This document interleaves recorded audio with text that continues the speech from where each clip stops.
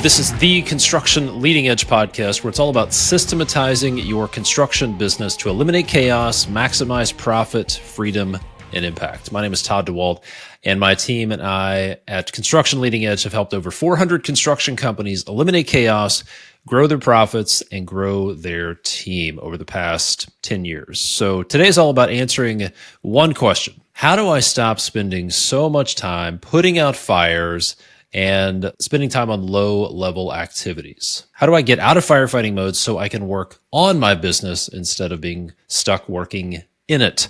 So if you have a large team and you want to spend more time on strategy and business development and higher level activities, or if you are a one-person operation and you want to take off a couple of hats and start to get out of parts of your business, this is for you. I had a call with the owner of a pretty large custom home building business a few months ago. They were operating in multiple markets, and when we started digging into a situation, he shared that he was working 70 to 80 hours a week on average. It had been that way for the past 2 years. He had a relatively large team of 10 to 15 people. And when we dug into his time, he told me he was spending probably 80% of his time on low-level activities, even though he was the CEO. He said it's not sustainable. He was concerned about burnout. He noticed that he wasn't doing well on what he called the higher level stuff, the visionary stuff, strategic planning, looking at financials, because frankly, he was spending so much of his time operating as a superintendent on the job site. And he said on a typical day, he might be looking at rebar in foundations in the morning and then be in a high-level CEO call in the afternoon, constantly bouncing back and forth. And he said that the growth had revealed some stress points in the business that he just hadn't had time to focus on them. Counting systems he was concerned about. And he said that things getting missed haunted him. He said, things that are getting missed haunts me. He would wake up in the middle of the night, worried about things, and constantly wondering, is there something I'm missing? Is there something I'm missing? At the high level, at the low level, constantly switching back and forth. So some of the ripple effects of that were stress. Quality of life wasn't good. He was so busy working 70 to 80 hours a week. He and his wife weren't able to travel. They didn't have the quality of life that they were hoping to have at that stage of life. It is impossible to plan in that type of environment. Puts everybody into constant reactive mode because nobody's steering the ship. From a personal standpoint, he wasn't home as much as he would like. And when he was home, he wasn't mentally present because he was constantly taking phone calls, checking email. And then even when that wasn't going on, he was constantly thinking about things. And he said, what I hear a lot is at the end of the day, I get home, I'm exhausted. I just want to eat dinner, take a shower, and go to bed. And then that cycle starts all over again. So here's the big question. How do I get out of day-to-day firefighting, and how do I get away from spending all of my time on low-level activities? Here's the thing. A lot of people would say, well, it's my people. My people won't take ownership. My people won't solve problems on their own, or these customers are a pain in the ass, or these subcontractors won't do their job. And they look out there for the problem. But here's the problem. You don't have a people problem. You don't have a subcontractor problem. It's not your contracts. It's not your customers.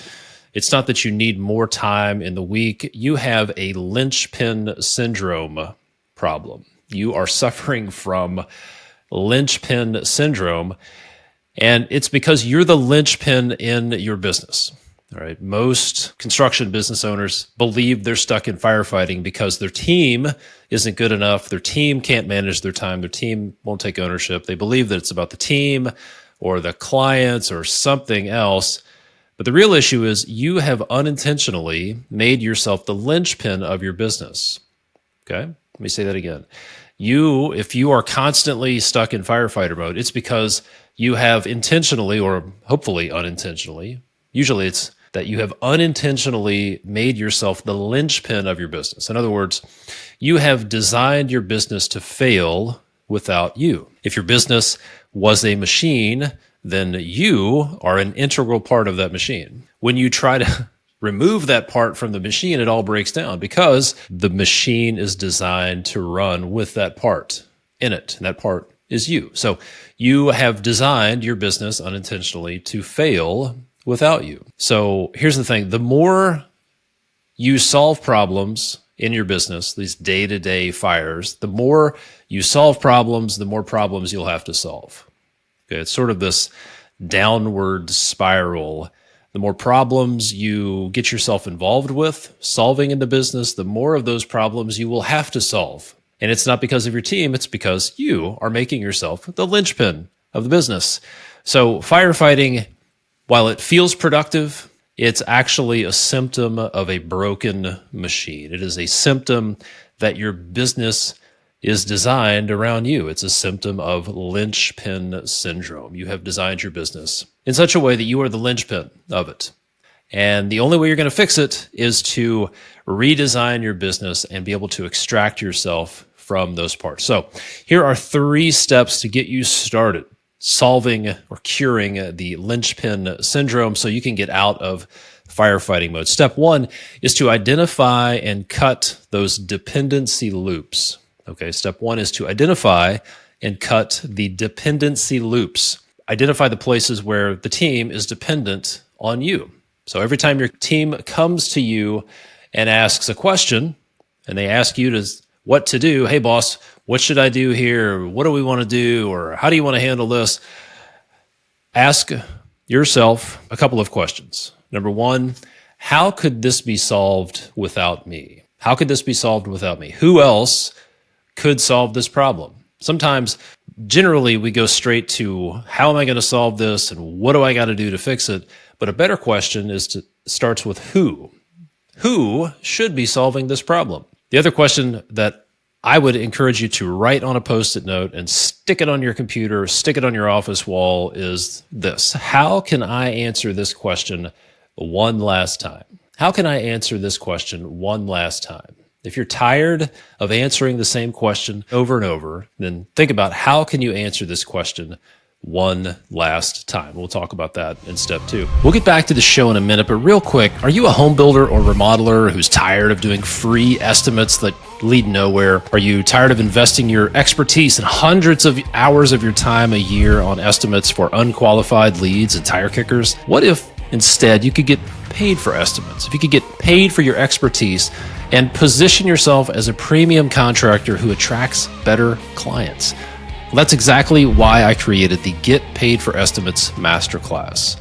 It's a free step-by-step masterclass that's available for a limited time that shows you how to turn estimates into a profit center and land more profitable clients. In the masterclass, you'll learn a few things.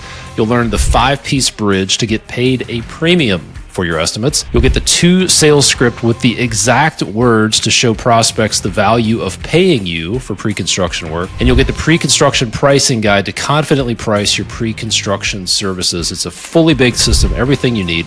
And it's the system that nearly 1,000 home builders and remodelers are using to finally get paid for estimates. So if you want to stop giving away your expertise for free, click the link in the show notes and sign up for the Get Paid for Estimates Masterclass today. All right, let's get back to the show. Another part of this cutting the dependency loops is to create a to-don't list. You probably have a to-do list, all of the things you need to do, but you need to create a to-don't list.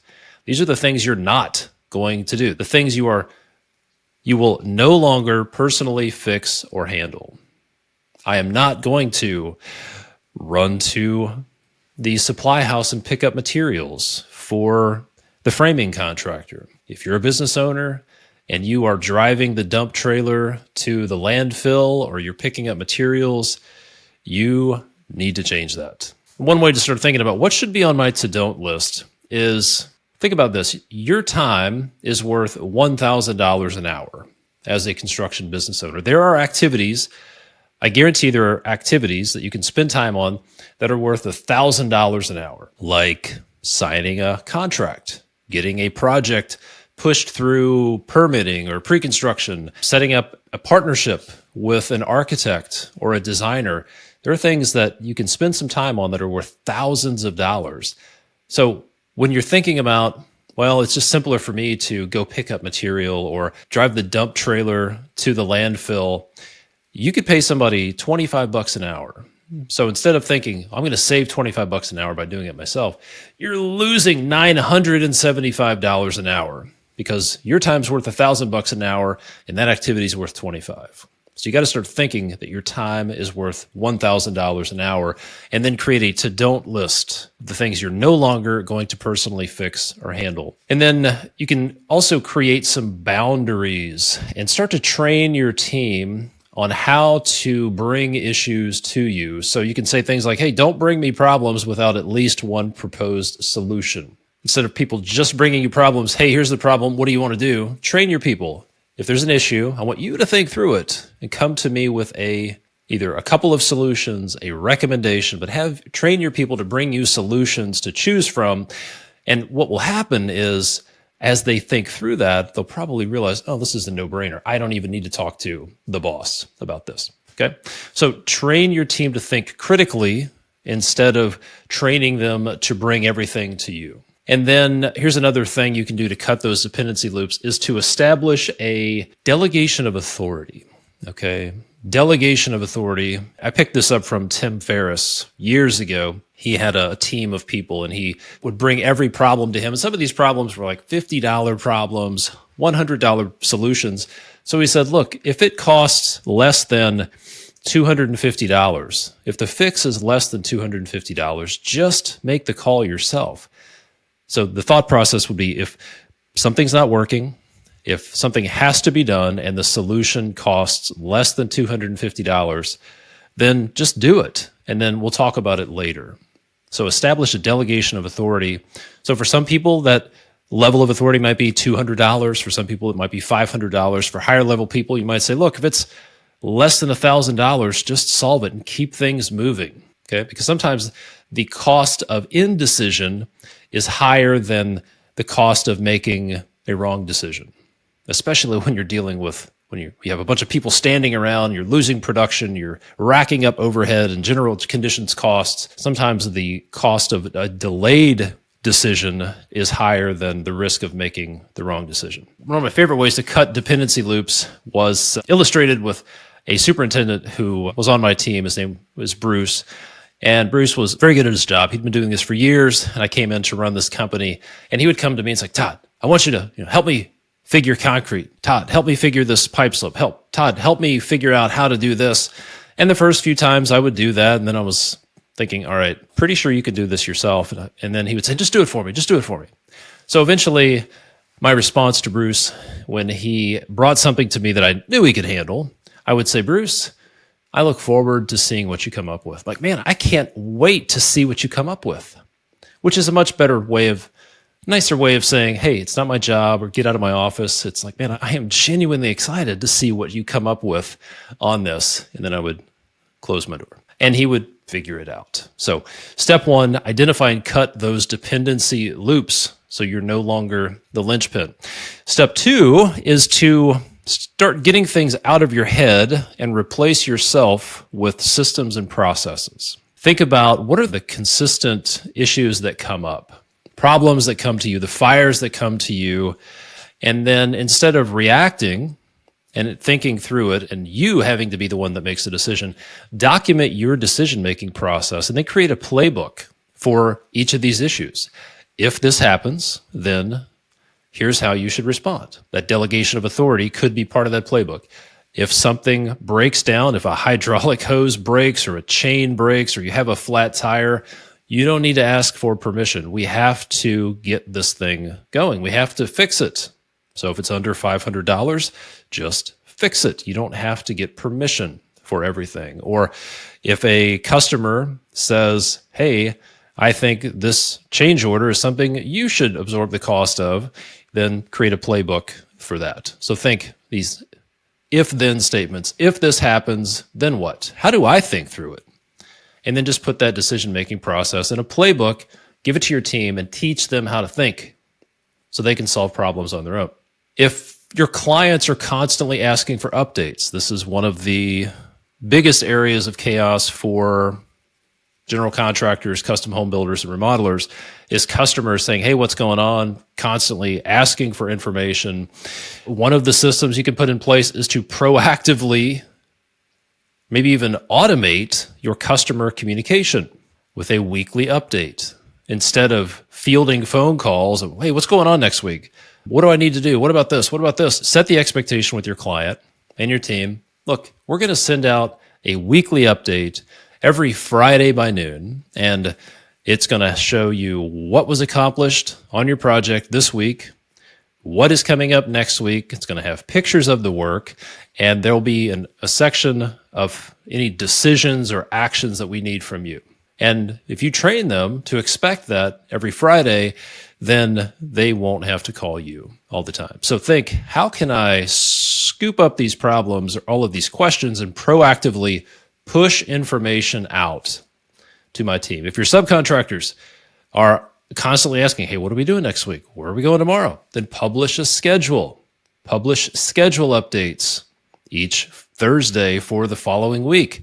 Push information out proactively to your team. The best way to do that is to leverage tools like Buildertrend, JobTread, CoConstruct, Rezio to automate communication, automate scheduling, and do a lot of the remembering and the reminding automatically, so it's not in your noggin. So step 2 is to replace yourself with systems and processes.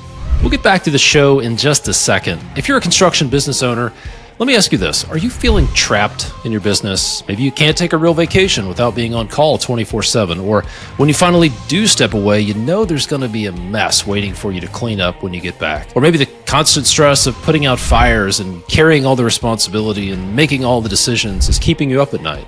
And you're worried about losing a good employee, or it's affecting your health, or worse, it's keeping you from being present with your family. What if instead you could finally step back from the day-to-day chaos, take back control of your time, and build a business that runs profitably and smoothly even when you're not there? If that sounds good, I'd like to invite you to book a free business evaluation call with my team. In just one call, we'll help you get crystal clear on 3 things: the root cause of the biggest problems in your business, the goals and vision you want to achieve for your company and your life, and we'll map out a personalized roadmap you can follow to make that vision a reality.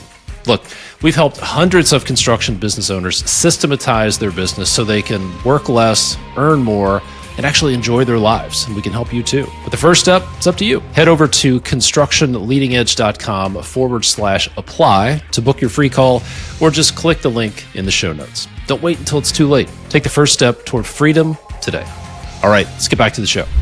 Step 3, actually, maybe this should have been step 2, but it's to prevent fires before they start. Think Smokey the Bear. It's all about fire prevention. Smokey the Bear didn't fight fires. He was about fire prevention. So look upstream in the process and think, this keeps happening.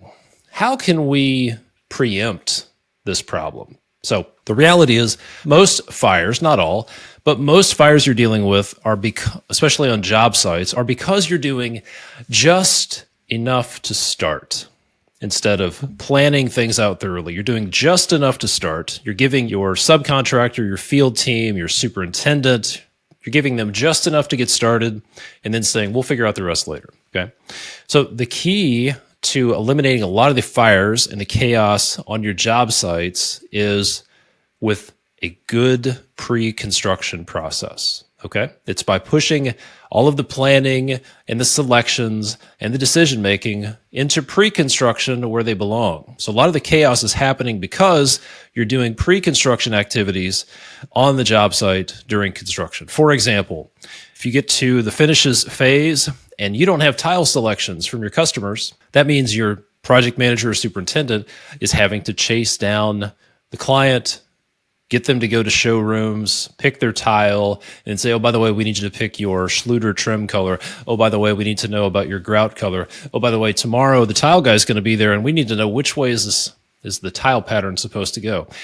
All of those decisions can and should be made during the pre-construction phase. The construction phase should be about building things according to the plan.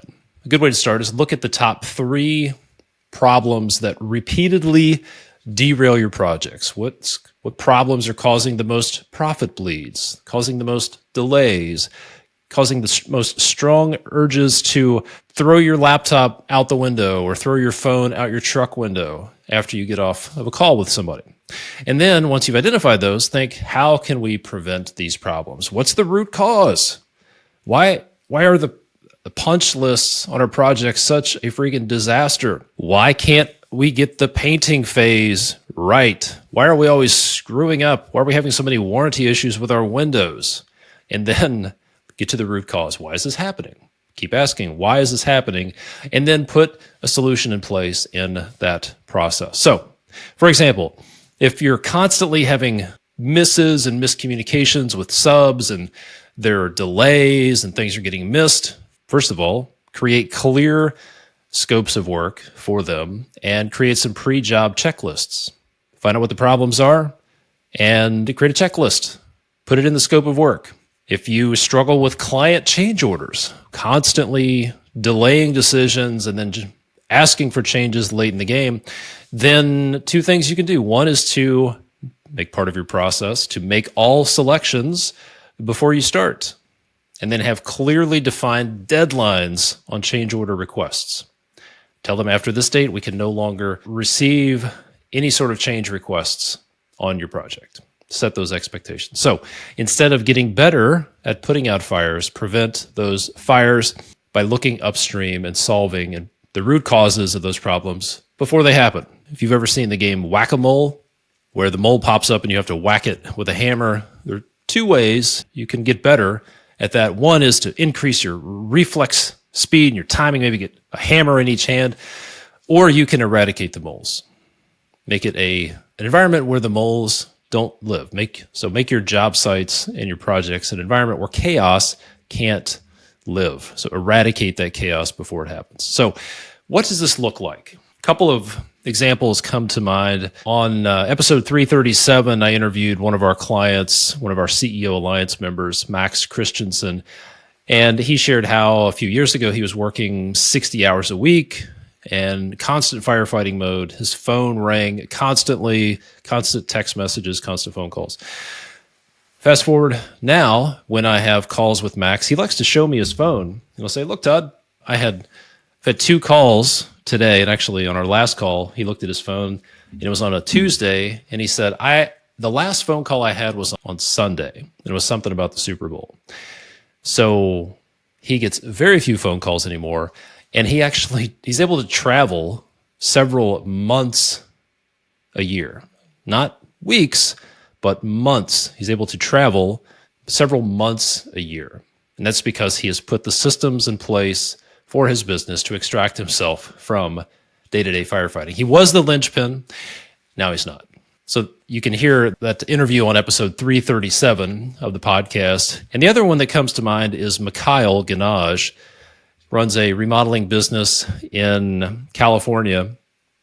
And one of the things that he said in episode 343 that stuck out to me was he said his business now runs 95% autonomously. So his business runs 95% without him. So that has freed him up to focus on several things. One, travel with his families, going across the country to spend time with his family. Also to work on his business. He was able to ascend to a higher level of project and clientele that he wasn't able to previously. So those are just a couple of examples of what happens when you redesign your business so you're no longer suffering from the linchpin syndrome. It allows you to get out of day-to-day firefighting. It allows you to have more freedom. It allows you to travel. It allows you to focus on growing your business strategically because you just have the time and the energy, because you're not spending so much time in firefighting. So to recap and wrap this up, here's the good news and the bad news. The bad news is you're the problem. You are the linchpin of your business. You are the bottleneck in the business. And the good news is you are the problem. The good news is you're the bottleneck. So the good news is you're the problem. You can fix this. The good news is you don't need a whole new team. You don't need to find different clients. You don't need to clone yourself. You don't need to burn the whole thing down to the ground. You don't need to get all new subs. You don't need to completely rethink your life. You need better systems that make you non-essential. need to be a non-essential part of your business. You need to have a business that is designed to run without you. So you are not a critical part of the business. Make sure you design your business so you are not the linchpin of your business. So if you want some help designing your business so you're not the linchpin, if you want some help creating your pre-construction process and systematizing your business, then perhaps we should talk about our program, the Systematize Your Construction Business program. The first step is to apply for a business evaluation call. You can do that by going to constructionleadingedge.com/apply, or stick around for a few more minutes. You'll hear more details about that. So as always, you can head to our website, constructionleadingedge.com, for more information. Stick around for a couple minutes. I've got a few things I want to share with you. Hey, it's Todd. Before you go, if you own a construction business and you know you need to put the right systems in place, whether it's to be able to scale up, to be able to take a proper vacation, step away from day-to-day operations, if you know you need to make it more profitable, or even prepare it for a future sale, if you know you need to make some changes in your business, there are really only three options. And I want to clarify this for you. Option one is do nothing. Keep doing the status quo. Same inputs, same results. Keep doing the same thing that you've been doing. Option two is to DIY it, to do it yourself. You can try to reinvent the wheel, piece together solutions from books and podcasts, hope that trial and error gets you where you want to go. In my experience, this is the path of most resistance. Or there's option three, which is to find a proven system that delivers the results you're looking for. Think about it. It's sort of like when you sign up for software for project management or bookkeeping, you probably didn't try to code your own software, right? You found a system that works. So that's a proven system that gets you the results you're looking for. Well, if you're ready to systematize your construction business, we've helped hundreds of construction business owners implement our proven processes, including our Nail the Handoff pre-construction system. It works for home builders, remodelers, commercial general contractors, and trade contractors like electricians, plumbers, roofers. The first step is simple. Schedule a free business evaluation call with my team. Just click the link in the show notes to book your call. On that call, you'll walk away with clarity on the hidden root causes of your biggest challenges. You'll learn about the pitfalls that you want to avoid as you move forward with your business, and you'll walk away with a customized roadmap that you can follow to get where you want to go. This is not a sales pitch, okay? There's no pressure. We may not even talk about working together. You may not even hear about our program. This is all about evaluating your business. It's going to be the most valuable hour that you've spent working on your business in a long time. So don't wait. Click the link in the show notes to book your free business evaluation call now. And the last thing, if you've been enjoying this podcast and getting value out of it, I've got a quick favor to ask. Could you take a moment and leave a 5-star rating and maybe a short review on the platform that you're listening or watching on? It really helps the podcast grow. It lets other people know what to expect. Plus, I love to hear your feedback. It means a lot to me. Thanks so much. My name is Todd Dawalt from constructionleadingedge.com, and I'll catch you on the next episode.